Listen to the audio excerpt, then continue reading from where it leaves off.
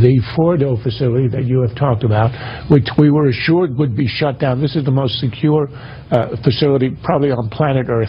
And we are told that the solution is going to be the centrifuges will be running, but they're only going to be using zinc, xenon, and germanium to produce medical isotopes. If you believe that the multi-billion-dollar facility inside of a mountain is producing xenon isotopes, then your name is John Kerry.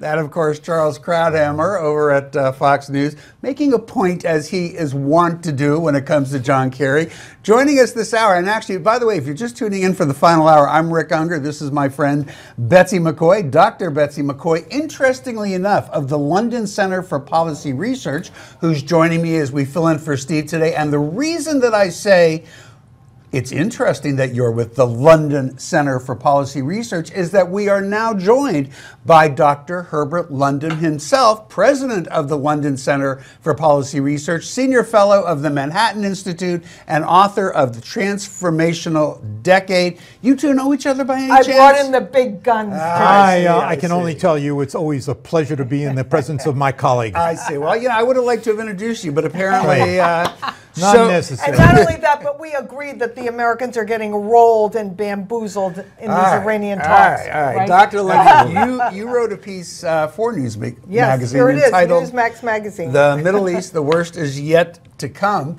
What's your take on what's happening right now as we see that the discussions with Iran have now been extended presumably another day? Let me make it clear that what the United States is now doing is extending a policy that was started by Brzezinski in 1981. And it's a policy that believes that Iran can be the stabilizing influence in that part of the world.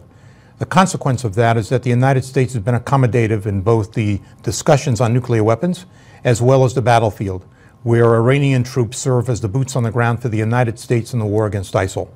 So what has happened here is that the Persians have created the empire they once wanted. You look at Sana'a, you look at Beirut, you look at Damascus, you look at Tehran, you look at Baghdad, you see an empire emerging. The counterweight to that is, of course, the Sunni states that are now emerging as a defense condominium. So you have Egypt, Saudi Arabia, UAE, Kuwait, Jordan, now uniting. And the consequence of that is now you see the lineup of Sunni and Shia, with the United States on the Shia side, quite interestingly. It is. I mean, how did that happen? How did we end up on either side? Well, we ended up on either side, as I indicated, because the United States withdrew our forces precipitously from Iraq. The consequence of that is that without the presence of the United States, you don't have a vacuum in international affairs. That vacuum will always be filled. And it has been filled by our enemies. It has been filled by ISIL, that you may remember was a Sunni militia. Side for us. Right, and so we chose a side. We wanted a side that would serve, as I said, a surrogate for the application of American forces. And go ahead, Beth. Herb, can you please address the constant moving of the goalposts in these negotiations? Not only extending the negotiations, but also capitulating on so many of the issues that originally were so important to the United States. I asked a senator very recently, who will remain nameless in this conversation, tell me one area where the other side has engaged in any kind of concession. Name the concession. He couldn't. The concessions have all happened on our side. Now, that's not a negotiation. That's a capitulation. Right. So it's a very, very strange kind of arrangement that's going on. This is somebody who has firsthand knowledge of the talks. Yes, exactly, who's been very close to the negotiations that are going on. And since you could not name a concession that's being made by Iran, you have to wonder, what are these negotiations all about?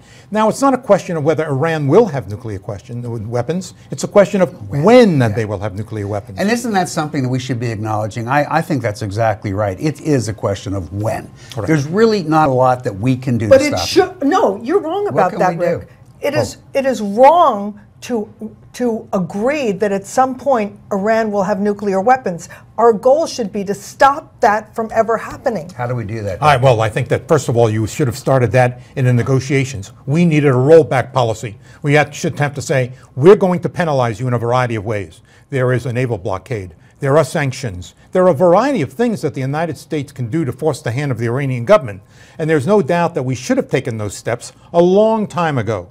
Now we find ourselves in a negotiation where we're making the concessions. And Iran with nuclear weapons changes the entire correlation of forces, not only in the Middle East, but throughout Europe as well, because every one of those missiles in Parkin, which is not part of the deal, can reach a capital in Europe. That's right. This is a rogue nation, and allowing it to have nuclear weapons could be the most dangerous decision of this century. So I'll tell you what, Dr. London, there's so much more we should be talking about, and we're out of time. I am going to invite you back, though. Betsy and I are going to be here on Friday, and I'm hoping you can come back because I do want to continue this. Well, I would love to do that. Always a pleasure to be with Betsy in any case. That'd be great. Thanks for coming, Dr. Herbert London. Up next, Deputy Health Editor of Newsmax Media, Nick Tate, joins us to talk about some incredible developments in health. Stay with us.